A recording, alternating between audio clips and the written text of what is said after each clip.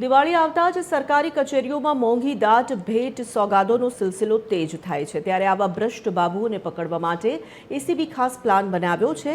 શું છે એસીબીનો પ્લાન, જોઈએ આ ખાસ અહેવાલમાં।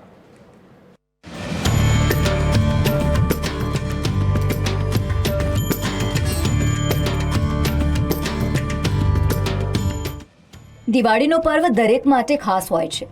સગા સંબંધીઓ એકબીજાને ભેટ સોગાદો આપતા હોય છે, પરંતુ આ પર્વ સરકારી બાબુઓ ભેટ સોગાદોની આડમાં લાંચ લેતા હોવાની અનેક ફરિયાદો મળતી રહે છે, જેના કારણે એન્ટી કરપ્શન બ્યુરો એટલે કે એસીબી સક્રિય થયું છે।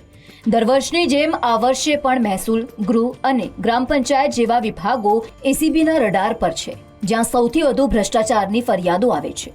ક્લાસ 1 અધિકારીઓથી લઈને ક્લાર્ક સુધીના તમામ સરકારી કર્મચારીઓને મળવા આવતા અરજદારો અને સ્નેહીજનો પર એસીબી દ્વારા સઘન વોચ રાખવામાં આવી છે।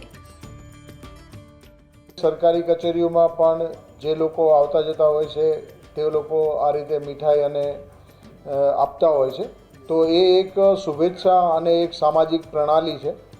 પરંતુ એનાથી આગળ વધીને જો કોઈ વ્યક્તિ કે કોઈ પણ કંપની કે કોઈ પણ ઔદ્યોગિક કે કોર્પોરેટ ગૃહ દ્વારા જો ભારે અને કિંમતી રકમની જો કોઈ પણ ભેટ સોગાદ આપવામાં આવતી હશે તો આ અંગે એસીબી અત્યારથી જ સતર્ક છે। તો આ તરફ ગુજરાતમાં આવેલી તમામ સરકારી કચેરીઓ કે જ્યાં સૌથી વધુ ભ્રષ્ટાચારની ફરિયાદો ઉઠી રહી છે, તેવી તમામ કચેરીઓમાં એસીબી દ્વારા ખાનગી બાતમીદારો સક્રિય કરાયા છે, જેથી કોઈ સરકારી બાબુને કોઈ પણ વ્યક્તિ મોંઘી ઘાટ વસ્તુ કે પછી મીઠાઈના બોક્સની આડમાં રોકડ રકમ આપશે તો તેને ઝડપી શકાય।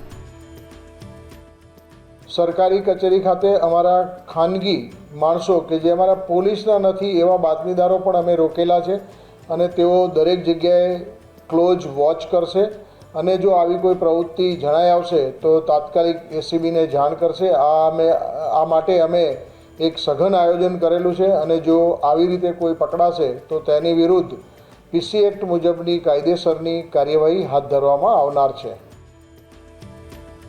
દિવાળીના પર્વમાં જ્યાં એક તરફ ગરીબ અને મધ્યમ પરિવારના લોકો તહેવારમાં પોતાના પરિવાર માટે જરૂરી ચીજ વસ્તુઓ માંડ ખરીદી શકતા હોય, તેવા ગરીબ લોકો પાસેથી નાની મોટી રકમ લાંચ સ્વરૂપે માંગનારા ભ્રષ્ટ કર્મચારીઓ અને અધિકારીઓ એસીબીની ચપેટમાં આવે છે કે કેમ, તે તો આવનારો સમય જ બતાવશે। TV13 ગુજરાતી માટે ભાવેશ રાજપૂતનો રિપોર્ટ, અમદાવાદ।